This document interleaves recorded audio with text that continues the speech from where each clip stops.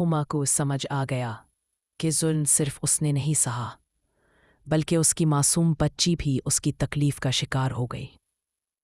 لیکن اس بار ہما نے فیصلہ کیا، اب وہ خود کو اٹھائے گی، کسی کے لیے نہیں، بس اپنی بیٹی کے لیے۔ اس بار ہما کے شوہر نے بھی اس کا ساتھ دیا۔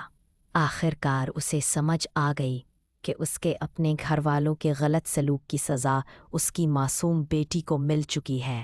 یہی احساس اس کے دل کو ہلا گیا۔ وہ ہما اور بیٹی کو لے کر الگ گھر شفٹ ہو گیا تاکہ وہ دونوں کم از کم سکون کی سانس لے سکیں۔ سمجھ نہیں آتی کہ سسرال والے کیوں نہیں جانتے کہ ان کے رویے کا اثر انہی کے بیٹے کی نسل پر پڑ سکتا ہے۔